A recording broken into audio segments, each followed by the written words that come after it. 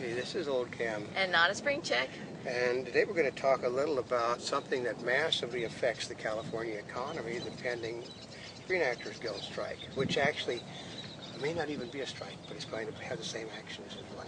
Well, you know, part of it is you don't have to be in the entertainment to actually feel it. I mean, I wore this shirt because we all feel that there's trouble ahead. Yeah. Right? That's right. Because today's Thursday. Yep. So what's happening today on the Screen Actors strike? Or Screen Actors Guild okay, Actors in strike? about an hour and a half, they're going to tell people they're going to turn down the producer's offer. Now, why would they do that? Because they elected the board that is there to force a strike. It's all been about, they feel that they are the most powerful union in this country. Actually said they are the most powerful guild, not a union, in this country, and they haven't been exercising all the power that they think they've had. That's why they kicked out Melissa Gilbert and put in, I think, Mr. Rosenberg, and then appointed a guy to help run the strike that's a union organizer.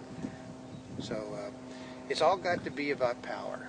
It's about power? Yep. Because, I mean, there's a lot of people with related to the acting community that are really concerned about the strike because it affects their income, their job security, because they've already survived one strike this year. Well, it cost, $2.5 billion to the entertainment community, and I think $25 billion altogether was lost in the other areas. I mean, okay, you're looking at it affects people, you know, the people that are in the writers union affected people that weren't in the union that work for a living, you know, out like the restaurant workers, people that sell automobiles, people that sell homes. Yeah. I know. I tend to wander off camera. He's wandering off. I try to leave, well, because if you got a choice between seeing me or seeing I'm still in the picture. I know, but it's the people that are not in the business that are getting kicked the worst. Really? Yeah. I mean, the ancillary industries. Ancillary. I mean, everybody. Okay, if you aren't making money in a business, you're not spending money. Ah, that's true. So it has that ripple effect through the entire economy. That's right. It's money's not being collected for taxes that would be done on movies, which means infrastructure isn't being taken care of. Gasoline is not being bought from gas stations. Food is not being bought from catering services. Clothing companies like Stephen Barry's having to go under bankruptcy protection. Right. People that make their living dealing with the industry that aren't in the industry really suffer horribly. And you know, basically they've, well, advertisers are an example. Advertisers that didn't get their product seen because there was nothing new to put it on. They don't want to advertise on reality programming. They don't? Or reruns? Okay, people that advertise on Heroes wanted Heroes. People that advertise on 24 wanted 24. 24 didn't even come on. Which means the networks have to do make dues, right? Make dues. And what are make dues for the people that basically, if you don't run the commercial spot as you promised, or the commercial spot doesn't do as well as you promised, they have to give them a make due, which is give them one that in another area comparable to the one that you didn't run or didn't do as well. Basically, it means that it's like futures. Yeah, it's like futures. If you're giving away your future. Okay, like a network or a TV station will say, we're going to guarantee X amount of people are going to watch this TV show.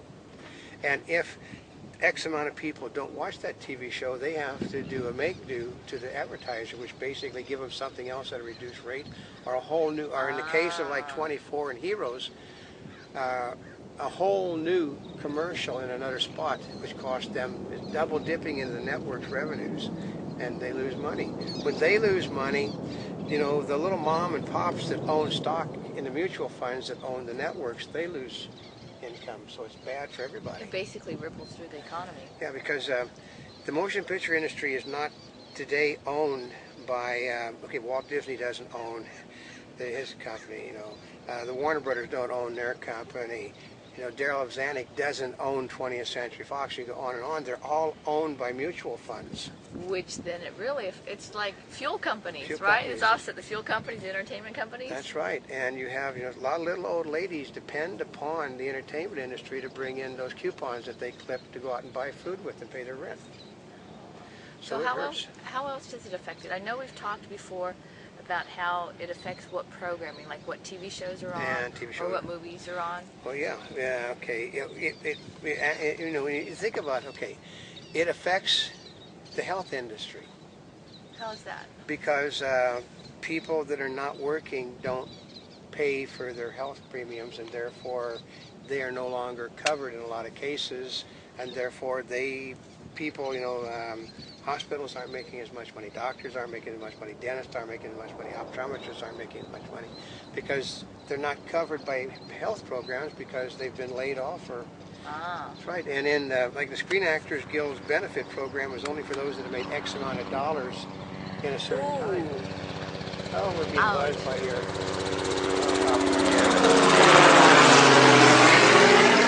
They like to. This is, people that work on, we'll go down to, how about plumbers?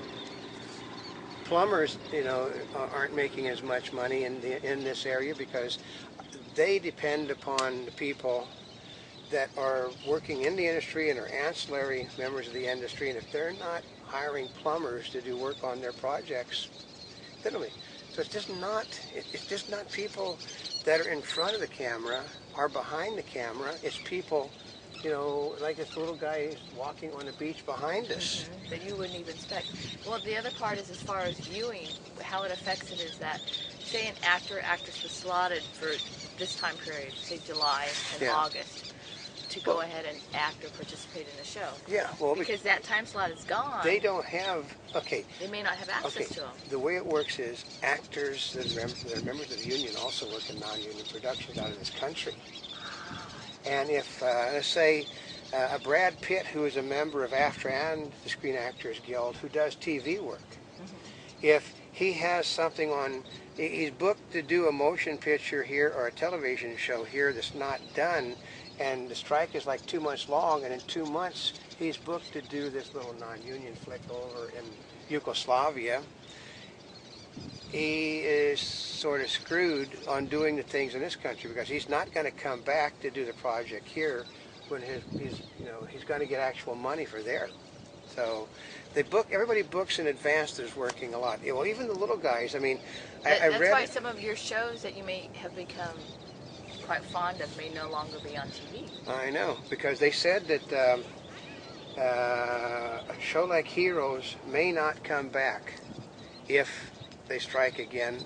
24 definitely will not come back if they strike again because it's going to go into the feature film version.